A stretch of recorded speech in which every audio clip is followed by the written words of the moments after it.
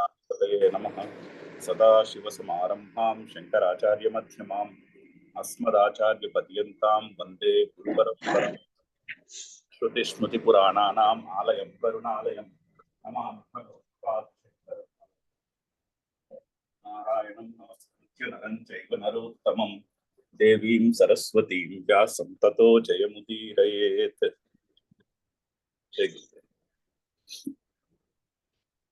శ్లోకం చదువుతాము. మాత్రా స్పర్శాస్తు కౌంతేయ మాత్రా స్పర్శాస్తు కౌంతేయ శీతోష్ణ సుఖ దుఃఖదాః శీతోష్ణ సుఖ దుఃఖదాః ఆగమాపాయినో నిత్యాః ఆగమాపాయినో నిత్యాః తాం స్థితిక్షస్వ భారత. స్వాం స్థితిక్షస్వ భారత. సో పద విభజన చేస్తే మాత్రాః మాత్రా స్పర్శాః తు మాత్రా స్పర్శాః తు తు కౌంతేయ కౌంతేయ శీతోష్ణ సుఖ దుఃఖదాః శీతోష్ణ సుఖ దుఃఖదాః ఆగమాపాయినః ఆగమాపాయినః అనిత్యాః అనిత్యాః తాన్ తాన్ తితిక్షస్వ తితిక్షస్వ భారత. భారత. సో రెండో లైన్ లో 4 సందులు ఉన్నాయి. ఆగమాపాయినః మొదటి పదము, తర్వాత అనిత్యాః ఆ విసర్గ సంధిలో కలిసిపోయింది, అందుకని అక్కడ ఆ కనిపించట్లేదు. ఆ నోని విసర్గ సంధి విడగొడితే ఆగమాపాయినః ప్లస్ అనిత్యాః. ఇంకో విసర్గ సంధిలో అనిత్యాః పక్కన ఉన్న విసర్గ పోయింది, అది పోయి సకారం వచ్చింది. అక్కడ సకారం తీసేసి విడగొట్టినప్పుడు సకారం పోతుంది. సో అనిత్యాః తర్వాత తాన్, ఆ తాన్ పక్కన మళ్ళీ తీ ఉంది, ఆ తాన్ ప్లస్ తీ తాన్ స్థి అయింది అది. సో అక్కడ కూడా సకారం పోతుంది సంధి విడగొట్టుకుంటే. సో తాన్ తితిక్షస్వ భారత. సో ఆగమాపాయినః అనిత్యాః తాన్ తితిక్షస్వ భారత, అది సెంటెన్స్. ఓకే, సార్ ప్రతిపదార్థం చెప్పుకుందాం ముందు. హే కౌంతేయ, హే కౌంతేయ, ఓ అర్జునుడా, ఓ అర్జునుడా. తు తు తు అంటే ముందు చెప్పిన శ్లోకానికి లింక్. అంటే ముందు ఏం చెప్పారు? ఆత్మ నిత్యము అని చెప్పారు. సో ఆత్మ నిత్యమై ఉండగా నిత్యమై ఉండగా మాత్రాస్పర్శాః మాత్రాస్పర్శాః ఇంద్రియములు యొక్క స్పర్శ చేత, ఇంద్రియముల యొక్క స్పర్శ చేత, ఇంద్రియముల యొక్క స్పర్శ ఇంద్రియ విషయములతో ఇంద్రియముల యొక్క స్పర్శ చేత, ఇంద్రియముల యొక్క స్పర్శ చేత ఇంద్రియం విషయములతో, అంటే అది ఇంద్రియ విషయములతో ముందు చెప్పుకోవాలి కదా. ఇంద్రియ విషయములతో ఇంద్రియముల యొక్క స్పర్శ చేత శీతోష్ణ సుఖ దుఃఖదాః అంటే శీతోష్ణ సుఖ దుఃఖములు పుడుతున్నాయి. శీతోష్ణ సుఖ దుఃఖములు పుడుతున్నాయి. ఇవి ఆగమాపాయినః, ఇవి ఆగమాపాయినః అంటే వస్తూ పోతూ ఉంటాయి. ఓకే. అనిత్యాః పైగా నిత్యములు కావు. అనిత్యాః నిత్యములు కావు. అందుకని తాన్ వాటిని తితిక్షస్వ తితిక్ష చేయవలెను. తితిక్ష చేయవలెను. భారత, ఓ అర్జున. భారత అనగా ఓ అర్జున. సో సుఖ దుఃఖములు రెండు విషయాలు చెప్తున్నారు సుఖ దుఃఖాల గురించి. చాలా సైంటిఫిక్ స్టేట్మెంట్. మొదటిది మాత్రా స్పర్శ సుఖ దుఃఖాలు. మాత్రాహ అంటే ఇంద్రియములు, ఇంద్రియములకు మాత్రాహ అని పేరు సంస్కృతంలో. స్పర్శాహ అంటే ఇంద్రియముల చేత స్పృశింపబడే విషయములు, ఇంద్రియ విషయములు. వాటితోటి కాంటాక్ట్ వల్ల శీతోష్ణ సుఖ దుఃఖాలు అంటే శీతము ఉష్ణము మొదలగునవి ఇంద్రియ విషయములు. శీతము ఉష్ణము మొదలగు అవి ఇంద్రియ విషయములు కూడా కాదు. యాక్చువల్లీ శీతము ఉష్ణము అనేవి బయట ఉన్నటువంటి ఆబ్జెక్ట్ యొక్క విషయం యొక్క క్యారెక్టరిస్టిక్స్. అంటే బయట ఫర్ ఎగ్జాంపుల్ నీటిని ముట్టుకుంటున్నాం అనుకోండి, వేడి నీళ్లు అండ్ చన్నీళ్ళని ముట్టుకుంటున్నాం అనుకోండి, దానికి వేడి చలి అన్న పేరు మనం పెట్టుకున్నది. బయట టెంపరేచర్ ఉంటుంది నీటికి. నీటికి టెంపరేచర్కి వేడిగా ఉన్నప్పుడు ఉష్ణమని, చల్లగా ఉన్నప్పుడు శీతమని మనం పెట్టుకున్న పేర్లు. సో ఇన్ఫాక్ట్ శీతోష్ణాలు కూడా బయట ఉండవు. శీతోష్ణాలు కూడా మనం కల్పించుకున్నవే. బయట టెంపరేచర్ ఉంటుంది. ఆ శీతోష్ణాలకి అని పేర్లు పెట్టుకున్న విషయముల యొక్క క్యారెక్టరిస్టిక్స్ కి ఇంద్రియములకు స్పర్శ కలిగినప్పుడు ఆ రెస్పాన్స్ కి, దానికి రెస్పాన్స్ ఒకటి ఉంటుంది మన మనసులో. దానికి ప్రతిస్పందన ఏదైతే ఉంటుందో రెస్పాన్స్, అవి సుఖ దుఃఖాలు. వాటికి సుఖ దుఃఖాలని పేర్లు పెట్టుకున్నాం మనం. అంటే మనకి అనుకూలంగా ఉన్నప్పుడు దాన్ని సుఖమని, ప్రతికూలంగా ఉన్నప్పుడు దుఃఖమని మన మనసులో వాటిని డిఫైన్ చేసుకుని పెట్టుకున్నాం. సో అయితే ఈ సుఖ దుఃఖాలు ఎక్కడి నుంచి పుడుతున్నాయి? సుఖ దుఃఖములు డైరెక్ట్ గా విషయము నుంచి పుట్టట్లేదు. ఇంద్రియములు విషయముతో కాంటాక్ట్ జరిగినప్పుడు ఆ కాంటాక్ట్ కి వచ్చినటువంటి రెస్పాన్స్ సుఖము దుఃఖము. సో అదే చెప్పుకున్నాం లాస్ట్ టైం. సుఖము దుఃఖము బయట జగత్తులో లేవు. సుఖము దుఃఖము జగత్తుని ఇంద్రియముతో స్పృశించినప్పుడు కలిగినటువంటి రెస్పాన్స్ లో సుఖ దుఃఖాలు ఉన్నాయి. సో సుఖ దుఃఖములు అనేవి ఒక మెంటల్ కన్స్ట్రక్టే, కానీ బయట ప్రపంచము, బయట జగత్తులో ఉన్నటువంటివి అయితే కాదు. ఎందుకంటే జగత్తు పరమాత్మ నుంచి పుట్టినది. ఇందులో ఎవరికి డౌట్ లేదు కదా. జగత్ అంతా అదే పరమాత్మ నుంచి, అదే పరమాత్మ శక్తి నుంచి పుట్టినది. మరి పరమాత్మలో ఏ గుణములు ఉంటాయో జగత్తులో అవే గుణాలు ఉంటాయి. బంగారము నుంచి ఆభరణము పుట్టినప్పుడు బంగారంలో ఎటువంటి గుణము ఉన్నదో ఆభరణంలో కూడా అదే గుణం ఉంటుంది కదా. బంగారంలో ఉన్న గుణమునకు వ్యతిరేకమైన గుణమైతే ఉండటలేదు. సో బంగారంలో మెరుపు ఉంటే ఆభరణంలో మెరుపు ఉంటుంది.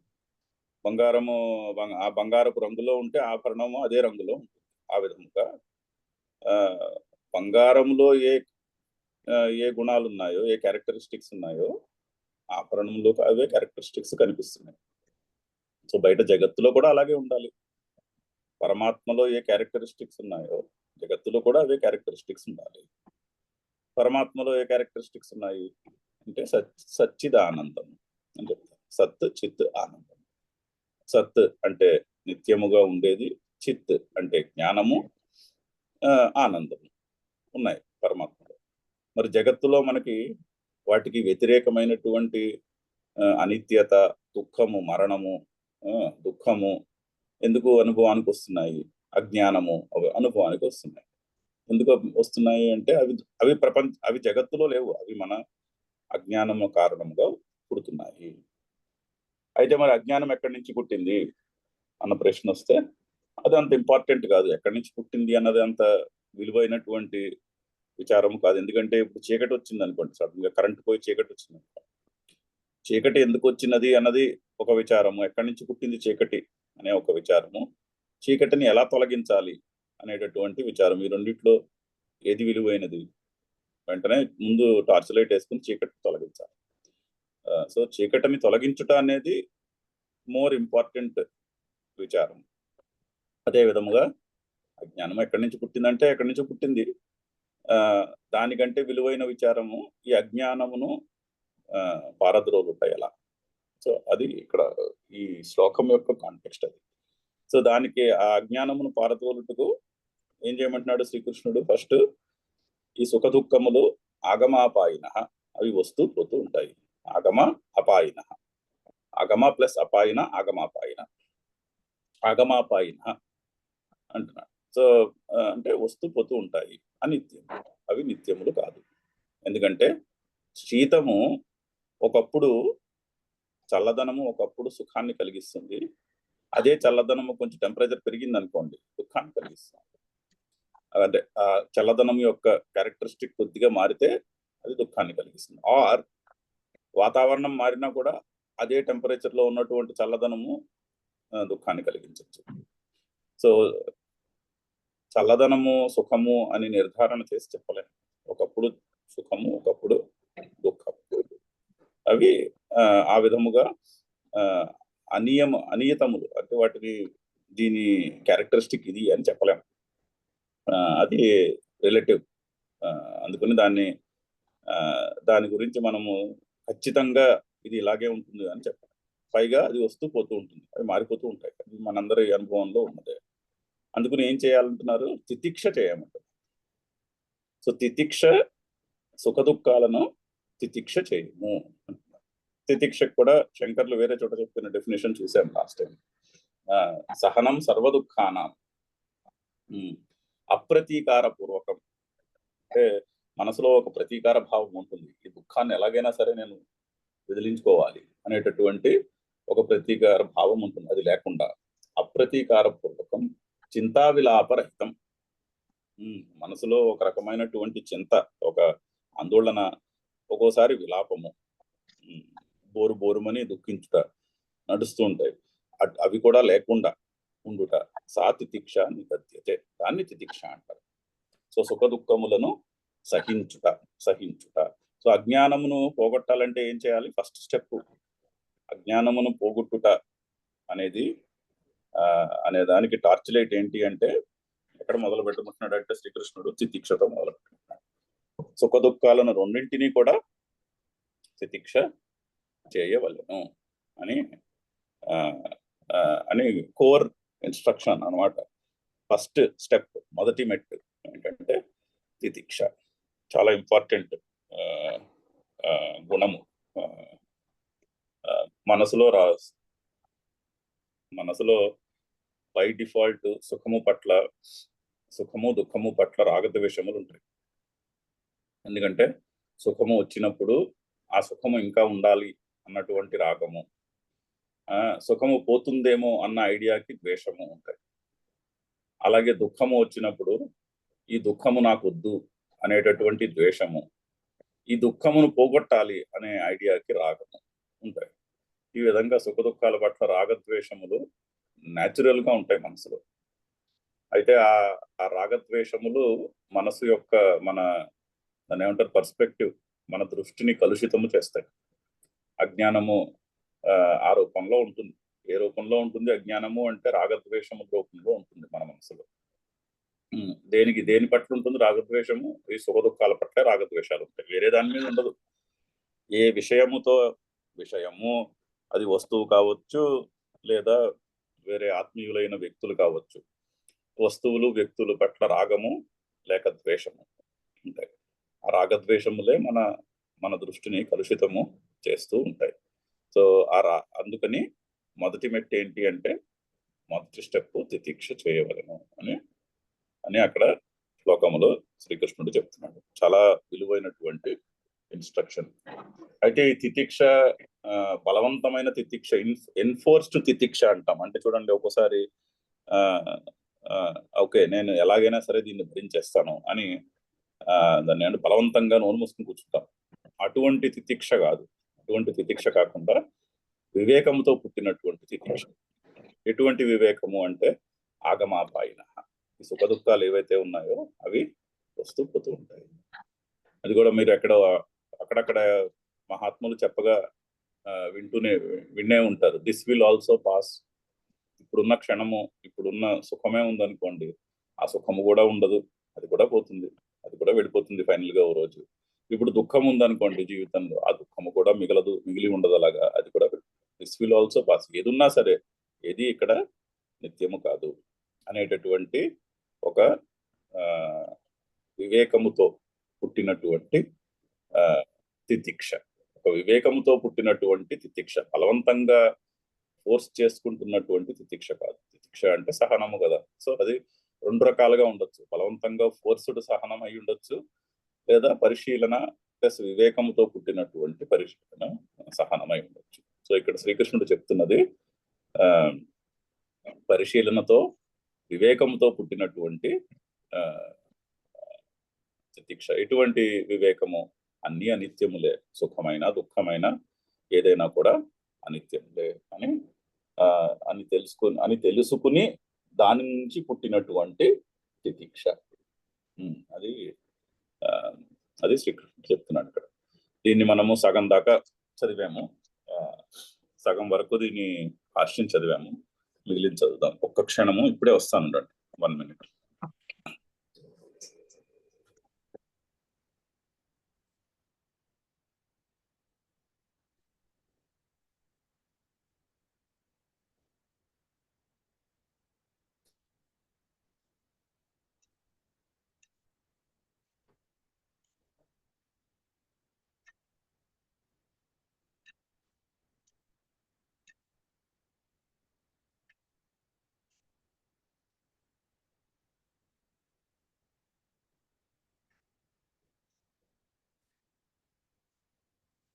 Sorry, I'm back.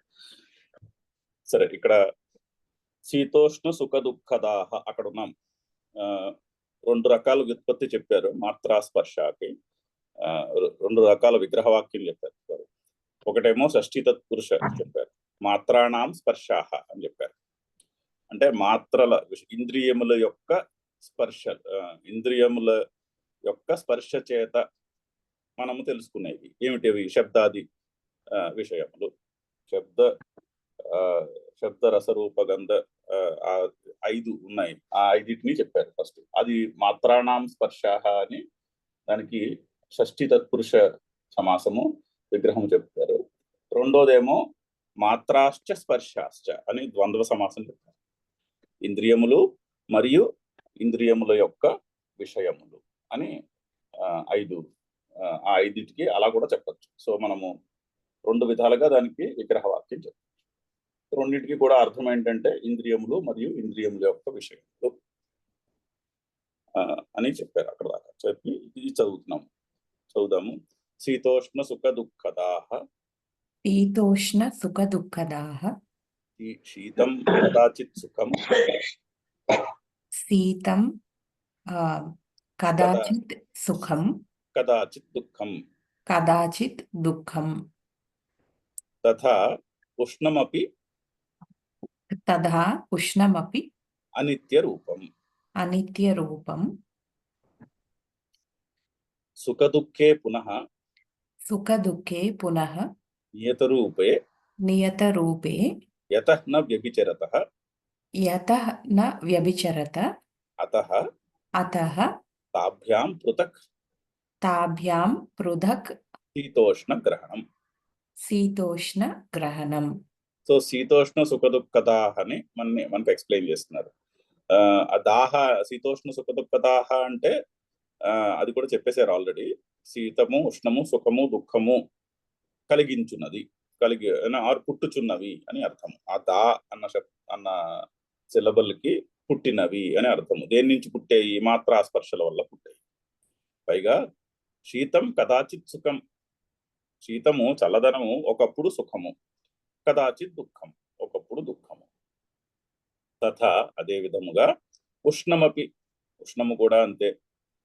అనిత్య రూపం, అనియత రూపం. అనియత రూపం. ఉష్ణము కూడా అనియత రూపమే. అంటే ఉష్ణము ఒకప్పుడు సుఖము, ఒకప్పుడు దుఃఖము. శీతము కూడా ఒకప్పుడు సుఖము, ఒకప్పుడు దుఃఖము. సో వాటిని మనము నిర్ధారించి చెప్పలేము. శీతం అయితే సుఖము, ఉష్ణమైతే దుఃఖము, ఆర్ వైసి వర్స అని నిర్ధారించి చెప్పుట సంభవమే కాదు. సో 2 కూడా అనియత రూపములు. అందుకనే పక్కన సుఖ దుఃఖములు చెప్తున్నారు. మరి శీతోష్ణాలు చెప్పారు కదా, మళ్ళీ సుఖ దుఃఖాలు ఎందుకు అనాలి పక్కన? ఇంకో ద్వంద్వం ఎందుకు కలుపుతున్నారు అంటే, ఎందుకంటే శీతము, ఉష్ణము 2 కూడా అనియత రూపము. రెండు విషయాలు కూడా మనము నిర్ధారించి చెప్పలేనటువంటి విషయాలు.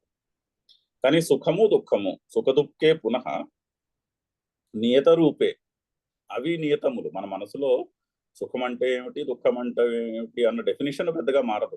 ఆ డెఫినేషన్ కాన్స్టెంట్ గానే ఉంటుంది. ఫలానా మనకి అనుకూలంగా ఉంటే, వాతావరణము, పరిస్థితులు, వ్యక్తులు అందరూ అనుకూలంగా ఉంటే అది సుఖము. వాతావరణము కానీ, పరిస్థితులు కానీ, వ్యక్తులు కానీ అనుకూలంగా లేకపోతే అది అది దుఃఖము. సో అవి నియత రూపములై ఉన్నాయి మన మనసులో. శీతోష్ణాలు అయితే నియత రూపములు లేవు. సుఖ దుఃఖే పునః నియత రూపే యతః న వ్యభిచరతః. అవి మారుతూ ఉండవు. సుఖ దుఃఖాలు యొక్క డెఫినేషన్ మారదు మన మనసులో. కానీ శీతోష్ణాలు మాత్రము ఒకటి సుఖాన్ని కలిగిస్తుంది, ఒకటి దుఃఖాన్ని కలిగిస్తుంది అన్నటువంటి నిర్ధారణ అయితే లేదు. అక్కడ చూసారా ప్రాబ్లం, కష్టం ఏమిటో అర్థమవుతుందా? సుఖము దుఃఖము మనకి క్లియర్ గా తెలుసు, అందులో ఏది కావాలో క్లియర్ గా తెలుసు, సుఖమే కావాలి అని క్లారిటీ ఉంటుంది. కానీ సుఖాన్ని ఏది కలిగిస్తుంది అన్న విషయంలో క్లారిటీ ఉండదు. ఒక విషయము ఇప్పుడు మనము ఫర్ ఎగ్జాంపుల్ ఇంత సంపద సమకూర్చుకుంటే అది సుఖాన్ని కలిగిస్తుంది అని ఒక ఐడియా ఉండింది అనుకోండి మనసులో. కొన్నాళ్ళు అయ్యేసరికి అదే సంపద దుఃఖాన్ని కలిగించవచ్చు, ఆర్ అదే సంపద కొన్నాళ్ళు అయ్యేసరికి సరిపోకపోవచ్చు, అందుకని దుఃఖం రావచ్చు. లేదా అది సంభవము కాక దుఃఖం కలిగి, ఏదైనా సరే నెట్ ఏమవుతుంది అంటే ఏ ఏ విషయంలో అయితే సుఖం ఉంది అని మనము ఆ విషయాన్ని సంపాదించుకున్నటకు ప్రాకులాడుతూ ఉంటామో ఆ విషయంలో సుఖము గ్యారంటీగా ఉండకపోవచ్చు. కొన్నాళ్ళు అయ్యాక అదే విషయం దుఃఖాన్ని కలిగించవచ్చు. ఈ ఎక్స్పీరియన్స్ కూడా మనకు అందరికీ ఉన్నది. సో అక్కడ ఆ ప్రాబ్లం ఐడెంటిఫై చేస్తున్నారు, చెప్తున్నారు. సుఖ దుఃఖముల యొక్క డెఫినేషన్ మన మనసులో కాన్స్టెంట్ గా ఉంది. ఆ డెఫినేషన్ పెద్దగా మారదు. కానీ ఎక్కడైతే ఈ సుఖ దుఃఖాలు ఉన్నాయి అని వాటిని ఐదర్ పొందాలనో లేదా అవి వద్దనో ఉంటాయో అవి మారిపోతూ ఉంటాయి. అవి నియత రూపములు కాదు. అక్కడ వచ్చింది కష్టం. అందుకని వాటిని తితిక్ష చేయవలను. సో ఆ వాక్యానికి అర్థం అది. శీతము ఉష్ణము అనియత రూపములు, కానీ సుఖ దుఃఖములు అయితే మన మనసులో నియత రూపములు. అంటే సుఖ దుఃఖములు డెఫినిషన్ తెలుసు మనకి, కానీ ఏది సుఖాన్ని ఇస్తుంది ఏది దుఃఖాన్ని ఇస్తుంది తెలుసును అనుకుంటాము, కానీ అవి నియత రూపములు కాదు. తెలుసును అనుకుని పప్పులో కాలేసినట్టు వాటి వెనకాల పడుతూ ఉంటాము, కానీ అవి గ్యారంటీగా ఆ ఫలితాన్ని ఇస్తాయి అన్నటువంటిది లేదు. ఇచ్చినా మారిపోవచ్చు. సో అది అక్కడ ఐడెంటిఫై చేస్తుంది. సో అందుకని పృథక్ శీతోష్ణ గ్రహణం, అందుకని శీతోష్ణ సుఖ దుఃఖాలు అని చెప్పవలసి వస్తున్నది. యతః నా వ్యభిచరతః అతః తాభ్యాం పృథక్ శీతోష్ణ గ్రహణం. అందుకని అక్కడ శీతోష్ణ సుఖ దుఃఖతాః అనేటటువంటి రెండు ద్వంద్వములు కలిసినటువంటి సమాసము చేయవలసి వచ్చినది. శీతోష్ణములతో నేను 6 సుఖ దుఃఖములను చెప్పి ఆగిపోయి ఉంటే ఆ మీనింగ్ పూర్తిగా వచ్చి ఉండేది కాదు. అందుకని శీతోష్ణ సుఖ దుఃఖతాః అని శీతోష్ణములనే ద్వంద్వము సుఖ దుఃఖములనే ద్వంద్వము రెండు కూడా చెప్తున్నారు. Next line చదువుదాము. యస్మాత్తే మాత్రా స్పర్శాదయః ఆగమాపాయినః ఆగమాపాయశీలః తస్మాత్ అనిత్యాః. అయితే ఈ శీతోష్ణ సుఖ దుఃఖాలు కూడా పైగా అనిత్యాః. ఎందుకు అనిత్యములు అంటే యస్మాత్ తే మాత్రా స్పర్శాదయః, ఏ కారణము చేతనైతే ఈ ఇంద్రియముల యొక్క స్పర్శల చేత కలిగినటువంటి శీతోష్ణములు కలిగించినటువంటి సుఖ దుఃఖములు అవి ఆగమాపాయ అంటే ఆగమాపాయ శీల అంటే వస్తూ పోతూ ఉండేటటువంటి గుణము కలిగినవి. తస్మాత్ ఆ కారణముగా అనిత్యాః. సో ఈ మాత్రా స్పర్శలచే కలిగినటువంటి సుఖ దుఃఖాలు ఏవైతే ఉన్నాయో అవి అనిత్యములు. అందుకని ఏం చేయాలి? సొల్యూషన్. అతః తాన్ అంటే వాటిని, తాన్ అంటే ద్వితీయ బహువచనం, అది అన్న శబ్దమునకు సహతౌతే తం తౌ తాన్ అంటే వాటిని, వేటిని శీతోష్ణములను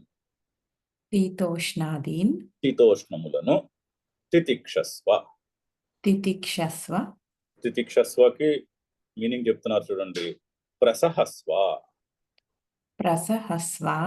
సహస్వ అంటే సహించుట అని, సహించుము అని చెప్తున్నారు. ఏ విధంగా సహించాలి? ప్రసహస్వ, బాగా సహించాలి అంటున్నారు. అందుకనే ముందు ఉపసర్గ యాడ్ చేశారు. జస్ట్ సహస్వ అనకుండా ప్రసహస్వ అనే దానికి చిన్న ఉపసర్గ పెట్టారు. అంటే బాగుగా సహించాలి. అంటే ఎటువంటి సహనము? వివేకముతో బాగా సహించడము అంటే వివేకముతో పుట్టినటువంటి సహనము. ఇవి సుఖ దుఃఖములు అనేవి అనిత్యములు అనేటటువంటి ఒక బుద్ధి నిశ్చయం నుండి పుట్టినటువంటి సహనము. అందుకని అది ప్రసహస్వ అని అక్కడ చెప్తున్నారు. అంటే ఈ ప్రసహస్వ అంటే సహించడం అంటే ఏమిటండి అంటే తేషు తేషు హర్షం విషాదంచ హర్షం విషాదం చ మాకార్షీః ఇత్యర్థః. మాకార్షీః ఇత్యర్థః. అంటే తేషు అంటే అసుఖ దుఃఖముల యందు, సప్తమి బహువచనము. తత్శబ్దానికి దట్ అనే వర్డ్ కి సప్తమి బహువచనము తేషు అంటే వాటి యందు, అంటే సుఖ దుఃఖముల యందు. హర్షం విషాదంచ అంటే సుఖం వచ్చినప్పుడు ఏమొస్తుంది, మనసులో హర్షం కూర్చుంది. హర్షము అంటే ఒక intense positive response in the mind, అలా చెప్పుకోవాలి హర్షాన్ని. హర్షము అంటే జస్ట్ ఆనందమే కాదు, ఒక ఇంటెన్స్, చాలా ఇంటెన్స్ గా పుట్టినటువంటి ఒక పాజిటివ్ రెస్పాన్స్ మనసులో, దానికి హర్షము అని పేరు. దానికి ఆపోజిట్ విషాదం అంటే ఇంటెన్స్ నెగిటివ్ రెస్పాన్స్. సో అయితే ఇంటెన్స్ పాజిటివ్ రెస్పాన్స్ కానీ ఇంటెన్స్ నెగిటివ్ రెస్పాన్స్ కానీ, అంటే బాగా ఆనందించుట వారు బాగా దుఃఖించుట అనేవి చేయవద్దు. దానికి తితిక్ష అని పేరు. తేషు హర్షం విషాదంచ మా కార్షీః చేయవద్దు. మా అంటే వద్దు, మా కార్షీః చేయవద్దు ఇత్యర్థః. అది ఆ శ్లోకం యొక్క అర్థము. అది చాలా చక్కని సొల్యూషన్. వేదాంతంలో ఇలాగే ఉంటుంది సొల్యూషన్. కర్మకాండలోకి వెళ్తే రకరకాల ప్రాబ్లమ్స్ కి, రకరకాల కోరికలకి బోల్డన్ని కర్మలు చెప్తారు, ఇలా చేయండి అలా చేయండి అని. వేదాంతంకి వచ్చేసరికి అదేం ఉండదు. ఏం చేయమంటున్నారు, జస్ట్ సింపుల్ గా సుఖ దుఃఖములను తితిక్ష చేయమంటున్నారు. ఎందుకు అంటే ప్రాబ్లం ఎక్స్టర్నల్ గా లేదు, ఇక్కడ దోషము బయట జగత్తులో లేదు. దోషము జగత్తులో ఉందనుకోండి, అప్పుడు ఏదో కర్మ చేసి ఆ జగత్తులో ఉన్న దోషాన్ని పోగొట్టచ్చు. కానీ దోషము జగత్తులో లేదని చెప్తున్నారుగా చాలా క్లియర్ గా. మాత్రా స్పర్శాహ, దోషం ఎక్కడ పుట్టింది, స్పర్శ యొక్క రెస్పాన్స్ లో పుట్టింది దోషం. ఇంద్రియము, ఇంద్రియ విషయమునకు కలిగినటువంటి స్పర్శలో, ఆ స్పర్శకి రెస్పాన్స్ కింద మనసులో ఏదైతే ప్రతిస్పందన ఉందో అక్కడ ఉంది దోషం. సో దోషము మనసులో కలిగిన ప్రతిస్పందనలో ఉంది, బయట ఉన్న ప్రపంచంలో లేదు, జగత్తులో అయితే లేదు. ఎందుకంటే జగత్తు పరమాత్మ నుంచి పుట్టినది. పరమాత్మలో ఏ క్వాలిటీ ఉందో జగత్తులో అదే క్వాలిటీ, దానికి ఆపోజిట్ క్వాలిటీ అయితే ఉండదు. సో దోషము లేదు జగత్తులో, దోషము మన ఆలోచనలోనే ఉన్నది. సో సొల్యూషన్ ఎక్కడ ఉండాలి, సొల్యూషన్ కూడా మన ఆలోచనలోనే ఉండాలి. ఎక్కడ దోషం ఉందో అక్కడ సొల్యూషన్ ఉండాలి. దోషము జగత్తులో ఉంటే మనం ఏదో కర్ర ఇచ్చుకుని ఏదో కర్మ చేయొచ్చు, పట్టుకుని దాన్ని ఏదో చేయొచ్చు. కానీ దోషము మన మనస్సులో ఉన్నది, అందుకని సొల్యూషన్ కూడా మన మనస్సులోనే చేయాలి. ఏమిటా సొల్యూషన్, తితిక్ష చేయాలి. అది మొదటి మెట్టు. తితిక్ష, అజ్ఞానము పారదోలడానికి వన్ వర్డ్ సొల్యూషన్ ఈస్ తితిక్ష. సుఖ దుఃఖములను తితిక్ష చేయట. సుఖమును తితిక్ష చేయాలి, దుఃఖమును కూడా తితిక్ష చేయాలి. అంటే తితిక్ష చేయుట అంటే విపరీతమైన హర్షము, విపరీతమైన దుఃఖము అనేటటువంటివి తగ్గించుకోవాలి. పైగా మాత్రాస్పర్శ, సో కాంటాక్ట్ కూడా తగ్గించుకోవచ్చు. కాంటాక్ట్ ను కూడా కొంచెం పరిశీలించాలి, ఎంత కాంటాక్ట్ ఉండాలి ఇంద్రియ విషయములతో అనేది కూడా మనము ఆలోచించుకుని పెట్టుకోవాల్సినటువంటి విషయం. ఎందుకంటే ఆ కాంటాక్ట్ నుంచి పుట్టే రెస్పాన్స్ నియత రూపమైనటువంటిది కాదు. ఒకప్పుడు అదే రెస్పాన్స్, అదే కాంటాక్ట్ సుఖాన్ని కలిగిస్తుంది, అదే కాంటాక్ట్ ఇంకొకసారి దుఃఖాన్ని కలిగిస్తుంది. పైగా పుట్టినటువంటి సుఖ దుఃఖములు నిత్యములు కాదు. ఎంత మనము పుణ్యకర్మ చేసి ఎంత పుణ్యమును సాధించినా కూడా ఆ పుణ్యము పర్మనెంట్ అయితే కాదు కదా. సో అది గుర్తుపెట్టుకోవాలి. ఏదైనా సరే ఎంతటి సుఖాన్ని మనం కూడబెట్టుకున్నా దిస్ విల్ ఆల్సో పాస్, ఒకరోజు ఇది కూడా ఉండదు అనేటటువంటి వివేకంతో తితిక్షను చేయవలెను. అది శ్లోకం యొక్క అర్థం. ఎంత చెప్పినా దీన్ని ఇంకా ఇంకా పరిశీలించవచ్చు.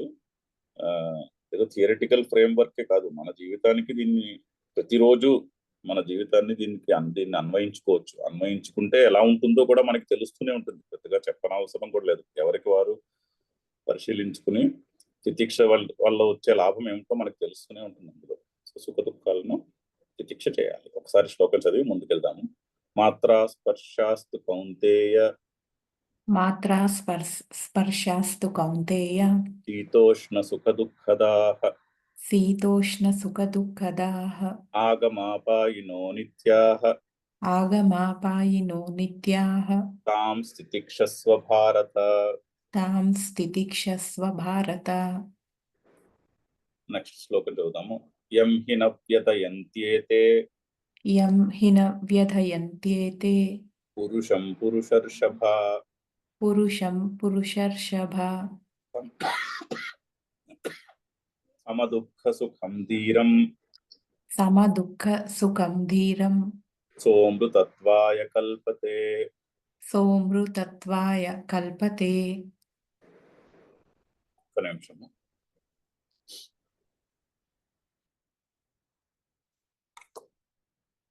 ఒక ముందు అవతారికి చదువుతాము. శీతోష్ణాదీన్ సహతః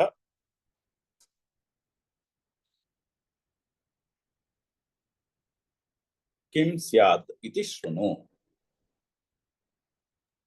కిం స్యాత్ ఇతి శృణు. అయితే శీతోష్ణములను సహించుట వలన ఏమి జరుగుతుంది, అది దానికి సమాధానం. ఎందుకు సహించాలి శీతోష్ణాలను? తితిక్ష ఎందుకు చేయాలి? చేస్తే ఏం పుట్టింది, ఏం పుడుతుంది ఏమిటి అని అడుగుతున్నారు అనమాట. అనేటువంటి ప్రశ్న రావచ్చు. సరే, బానే ఉంది, ఎందుకు చేయాలైతే అనేటటువంటి ప్రశ్న. చేస్తే మాత్రం ఏమిటి లాభము అని అని అక్కడ ప్రశ్న. ఆ ప్రశ్నకి సమాధానము ఇది శృణు. శృణు అని మళ్ళీ అక్కడ ఎలాగో వింటున్నాం కదా, మళ్ళీ శృణు అని ఎందుకు చెప్పడము అంటే దాన్ని అంటే ఎంఫసైజ్ చేయడం అనమాట. ఇది చాలా ఇంపార్టెంట్, ఒకసారి విను అని దాన్ని మళ్ళీ రీఎంఫసైజ్ చేయడం పాయింట్. సో అందుకని ఇతి శృణు అనే వాక్యం ఉన్నది అక్కడ భాష్యంలో. అయితే ఏమిటి చెప్తున్నారు? అమృతత్వాయ కల్పతే. శీతోష్ణములను సహించుట అనే దానికి ఫలము అమృతత్వము. చూడండి, వేదాంతంలో ఇన్స్ట్రక్షన్ ఎంత డైరెక్ట్ గా ఉంటుందో. మోక్షం, అమృతత్వము అంటే మోక్షం. మోక్షం పుట్టాలంటే ఏం చేయాలి? ఏం చేయక్కర్లేదు, శీతోష్ణాలను సహించాలి, అంతే. Simple solution. శీతోష్ణములను తితిక్ష చేస్తే మోక్షమును పొందుటకు అర్హత కలుగుతుంది. మోక్షము నాకు దారి, మార్గము. మోక్షమును పొందుట అనే మార్గంలో పడతాం. అంతే చేయాలి, ఇంకేం చేయక్కర్లేదు. కర్మకాండలో అయితే మీకు రకరకాల కోరికలకి, రకరకాల పురుషార్థాలకి, ధర్మార్థ కామ మోక్షాలకి, ధర్మమునకు, అర్థమునకు, కామమునకు, అటువంటి ఆ మూడు పురుషార్థాలకి బోల్డ్ అన్ని కర్మలు చెప్తారు. మీరు స్వర్గాన్ని పొందాలనుకోండి, అదే పెద్ద యాగం చేయాలి అనేటటువంటి కర్మ ఉంటుంది. కానీ ఇక్కడ పరమ పురుషార్థం పొందడానికి ఒకటే మార్గం, స్టార్టింగ్ పాయింట్, మొదటి మట్టి ఏంటి? తితిక్ష. తితిక్ష ఎందుకు చేయాలి అంటే అమృతత్వాయ కల్పతే. చాలా సింపుల్, ఒకే line answer, one word answer. ఏం చేయాలి మోక్షానికి అంటే తితిక్ష. చూడండి ఎంత విలక్షణమైనటువంటి ప్రతిపాదన. మోక్షం పొందడానికి ఇంకేం చేయక్కర్లేదు, ఇంకేం రాదర్ అని ఆపోజిట్ కూడా ట్రూ. ఇంకేం చేసినా మోక్షం కలుగుతుంది తితిక్ష లేకపోతే. తితిక్ష ఉంటే ఆ చుట్టూ ఏం చేసినా తితిక్ష వలన మోక్షమునకు మార్గము. దాంతో పాటు రకరకాల కర్మ ఉపాసన చేయొచ్చు, కానీ అక్కడ కర్మ ఉపాసన వల్ల మోక్షం కలగట్లేదు, తితిక్ష వల్ల కలుగుతుంది. తితిక్ష లేకపోతే ఎంత కర్మ ఉపాసన చేసినా కూడా మోక్షము కుదరదు. చాలా డైరెక్ట్ ఇన్స్ట్రక్షన్. మోక్షమునకు దారి తితిక్ష. మొదటి మెట్టు తితిక్ష, సహనము. ఒకసారి ప్రతిపదార్థం చూద్దాము. యం ముందు పద విభజన. యం హి న వ్యథయంతి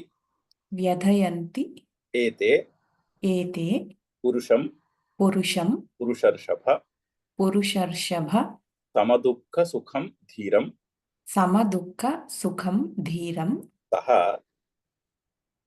సహ అమృతత్వాయ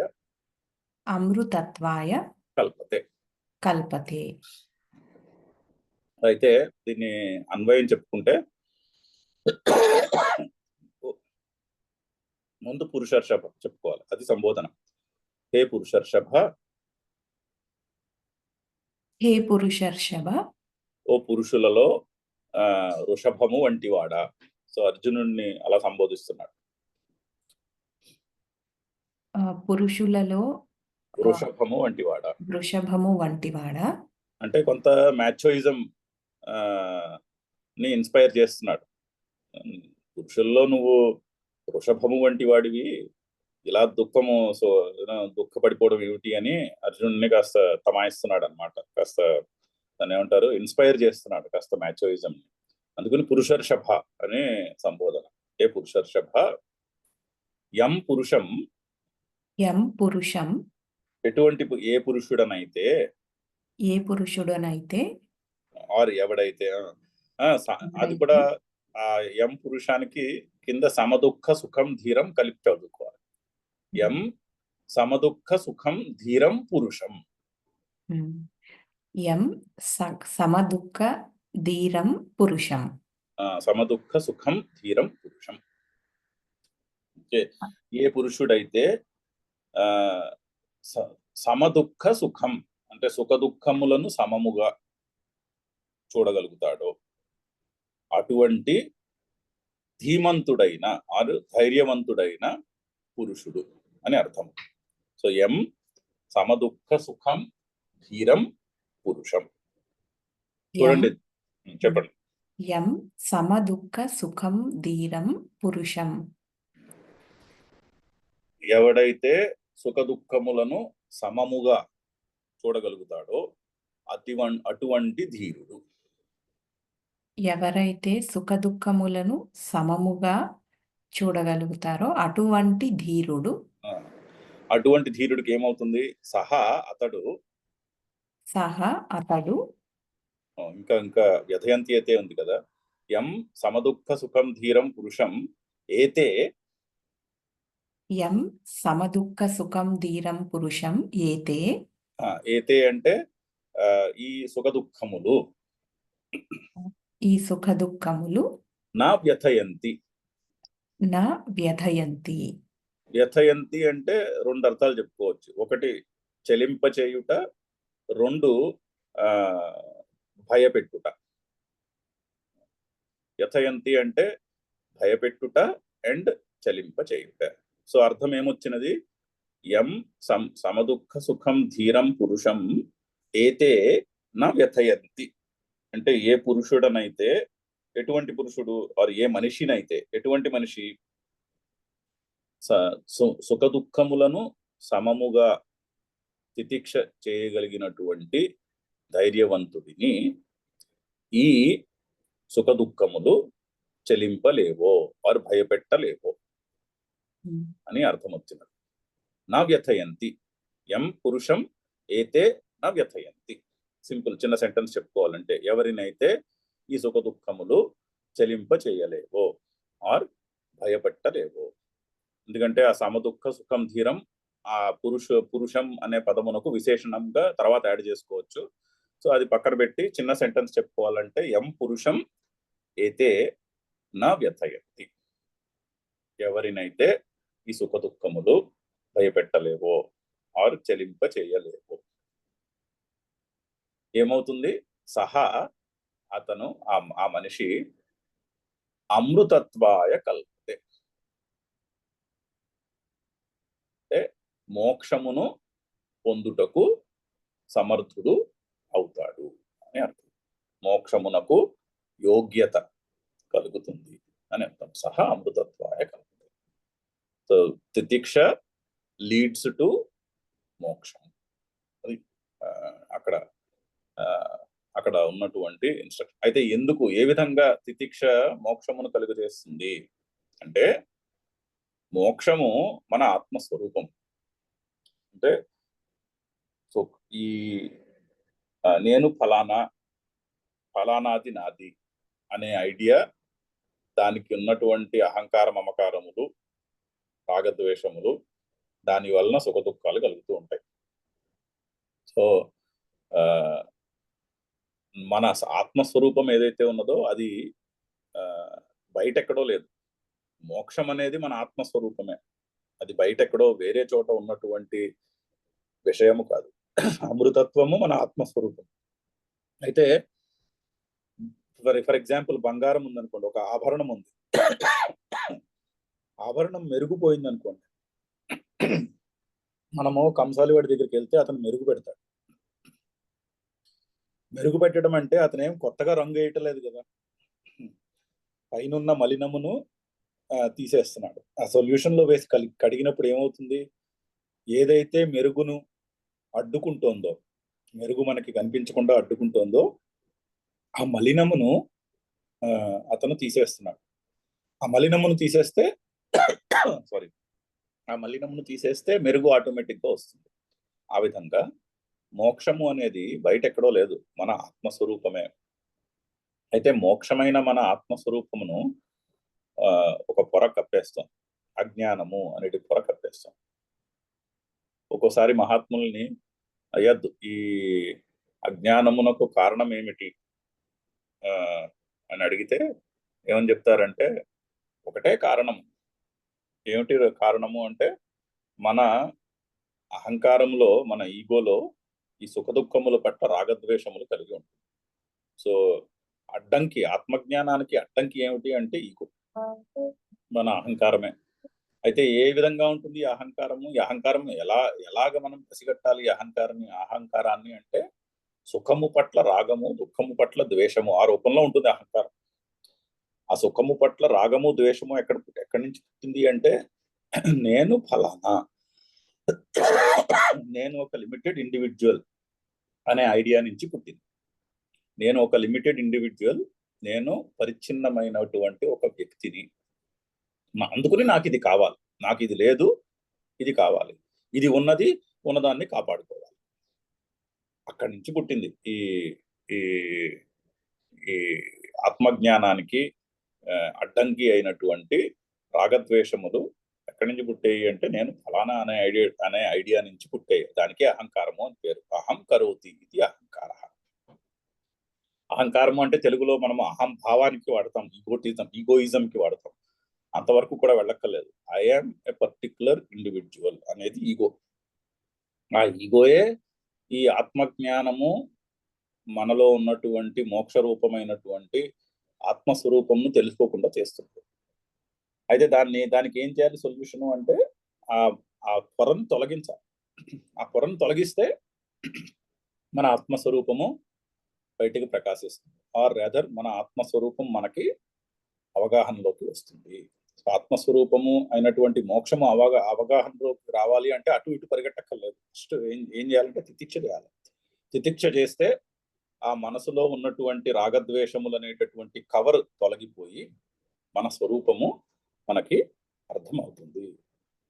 మెరుగుపోయినటువంటి బంగారాన్ని కంసాలి వాడి దగ్గరికి తీసుకెళ్తే బయట ఉన్న మెరుగు యాడ్ చేయట్లేదు, ఆ ఆభరణానికి పట్టినటువంటి మలినమును తుడి చేస్తే ఆటోమేటిక్ గా మెరుగు బయటికి వస్తుంది. ఎగ్జాక్ట్లీ అదే విధముగా మనలో ఉన్న మోక్షము రాగద్వేషములు అనే పొర, అహంకారములో నిండి ఉన్నటువంటి రాగద్వేషములనే పొరతో కప్పివేయబడింది. ఆ రాగద్వేషములను తొలగిస్తే మన ఆత్మస్వరూపము ఆటోమేటిక్ గా ప్రకాశిస్తుంది. వారు ఆత్మస్వరూపం మనకి అర్థమవుతుంది. అదే అమృతత్వం అంటే. సో అది అక్కడ కనెక్షన్ చూడండి, ఎంత చక్కటి scientific analysis and solution. Problem ఏమిటి, ప్రాబ్లంకి కారణం ఏమిటి, ఆ ప్రాబ్లం కారణం ఎక్కడ ఉన్నదో సొల్యూషన్ అక్కడే ఉండాలి, దానికి పరిష్కారము అక్కడే చేయాలి. అండ్ పరిష్కారము ఏమిటి?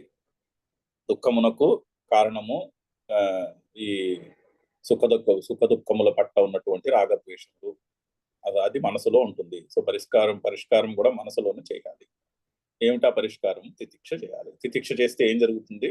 తితిక్ష చేస్తే మోక్షమునకు సామర్థ్యము పుడుతుంది, అది యోగ్యత కలుగుతుంది. అది ఆ శ్లోకం యొక్క తాత్పర్యం. సో ఎం పురుషం సమదుఃఖ సుఖం తీరం పురుషం ఏతేన వ్యతయంతి. ఎవరైతే సుఖ దుఃఖములను సమముగా ఓర్చుకునేటటువంటి ధైర్యవంతులు, ధీమంతులు ఉంటారో అటువంటి వారిని ఏతేన వ్యథయంతి, ఏ సుఖదుఖములు చెలింపచేయలేవో అతడు అమృతత్వాయ కల్పతే, మోక్షమునకు సమర్థులు అవుతారు. వారికి మోక్షమునకు యోగ్యత కలుగుతుంది. అది శ్లోకం యొక్క అర్థము. ఓం పూర్ణమద పూర్ణమిదం పూర్ణాత్ పూర్ణముదచ్యతే పూర్ణస్య పూర్ణమాదాయ పూర్ణమేవావశిష్యతే. ఓం శాంతి శాంతి శాంతి. నెక్స్ట్ క్లాస్ లో రేపు చదివినప్పుడు దీనికి ఉన్నటువంటి భాష్యం చదివి ముందుకెళ్దాం. Any questions, comments? అంటే మామూలుగా అరిషడ్ వర్గాల్ని కంట్రోల్ చేసుకోవాలి, ఇలా చాలా చెప్తారు కదా.